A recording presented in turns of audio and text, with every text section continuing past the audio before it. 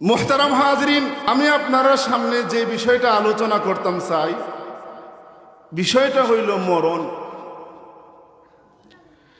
আমি যে লাগান যেইভাবে মরণ রে বিশ্বাস করি, হুজুরেও বিশ্বাস করেন, আপনারা মুরব্বী হলতেও বিশ্বাস করেন, ঠিক না বেটি?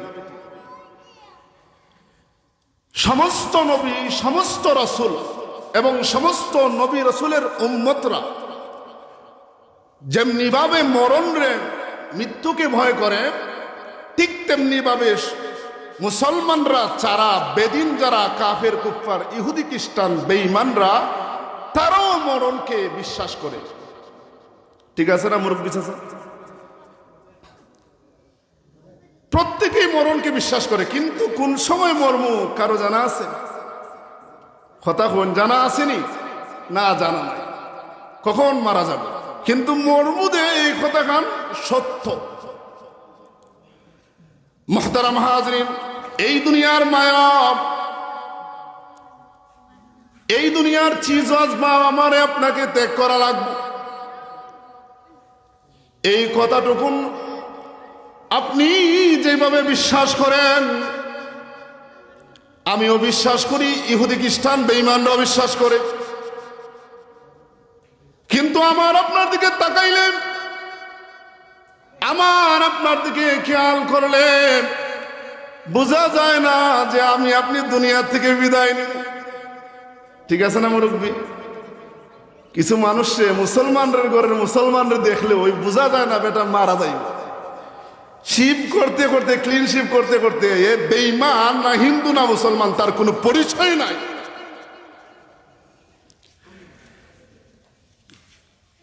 মুহতারাম হাজরিন, দুনিয়াটা হইল ক্ষণস্থায়ী, চিরস্থায়ী জিন্দেগি হইল আখেরাত। কিন্তু আমার আপনার চলাফেরায় বোঝা যায় না যে দুনিয়া ছেড়ে যাওয়া লাগবে। মুহতারাম হাজরিন, মৃত্যুর যে কোরাল গ্রাস, মৃত্যুর যে পেয়ালা, এই পেয়ালাটা প্রত্যেকেই পান করা লাগবো। কেউ এই মৃত্যুর গ্রাস থেকে বাঁচতে পারতা নাই। আল্লাহর নবী হযরত দাউদ আলাইহিস সালাতু ওয়াস সালাম কামরার ভিতরে বসিয়া, হুজরায় বসিয়া কি যেন মুতালা করতেছেন, কি যেন কাজ করতেছেন। এমন সময় মালাকুল মাউত আজরাইল আলাইহিস সালাতু ওয়াস সালাম কামরায় এসে হাজির। দাউদ আলাইহিস সালাতু ওয়াস সালাম জিজ্ঞাসা করতেছেন, ও ভাই, কে তুমি, তোমার পরিচয় কি? মালাকুল মাউত জবাব দেন, আমি হইলাম এমন এক সত্তা, যেই সত্তা আমাকে এমন এক আল্লাহ প্রেরণ করেছেন যে দুনিয়ার বাদশারা আমাকে আয়ত্তভুক্ত করতে পারে না, আমারে তার অধীনে চালাইতে পারে না। আল্লাহর নবী হযরত দাউদ আলাইহিস সালাতু ওয়াস সালাম বুঝিলেন যে তাইন তো হইলাম মালাকুল মাউত হযরতে আজরাইল।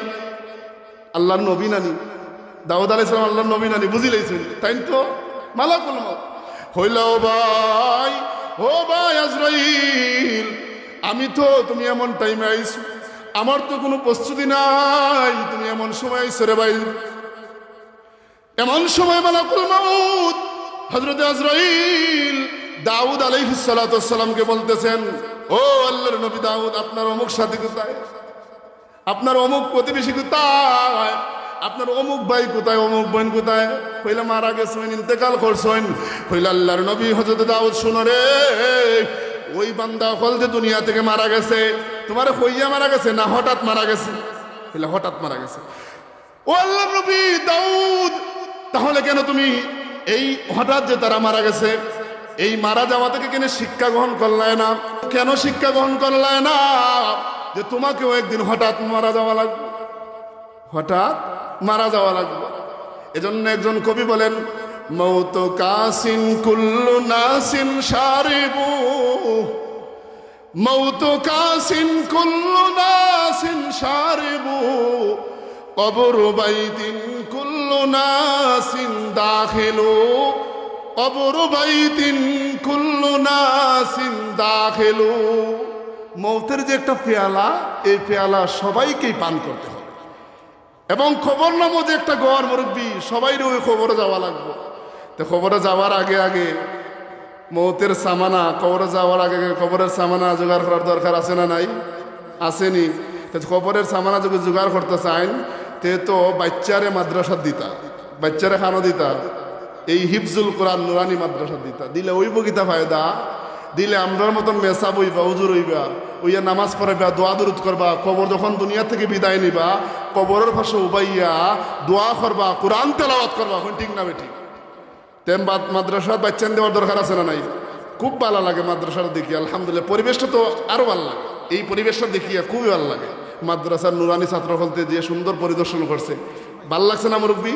পরিদর্শন, জানাজার নামাজ, আমরা যখন জানাজার নামাজ নানি পড়াই, যখন নানি জানাজার নামাজ পড়াই তখন হইন কিতা জাননি, মমসাম দোয়াখান হইয়া দিলেন, জানাজার নামাজটা হইয়া দিলেন, হৌকা হৌকা হইয়া দেও, হ্যাঁ গুরু খাওয়া মুসলমান হইয়া দেও। এই যে ছোট ছোট বাচ্চাই, আপনি 60-70-80 বছর হয়ে গেলে কিতা শিখলা, কিন্তু ছোট বাচ্চা জানাজার নামাজ ঘর ঘর করিয়া সুন্দর করে আপনার সামনে উপস্থাপন করছে, সাহসের তো ব্যাপার।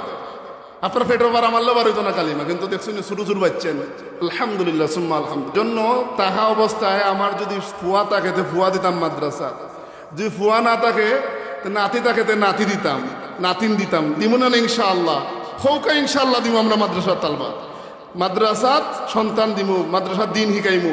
আমরা দোয়া করি এই মাহফিলের উসিলায় আল্লাহ পাক রব্বুল আলামিন এই মাদ্রাসাকে কবুল করেন, এই মাদ্রাসার সমস্ত আসাতিজায়ে কেরাম এবং তালিবুল ইলম ভাই বোনদেরকে আল্লাহ পাক কবুল করেন। এই মাহফিলের উসিলায় এলাকার নতুন পুরাতন যত সমস্ত মুর্দাগান কবরে শহীদ আছেন প্রত্যেক মুর্দাগানকে আল্লাহ পাক রব্বুল আলামিন মাফ করেন। ইনশাআল্লাহ আমার বাদেও বয়ান হবে, আপনারা বসবেন।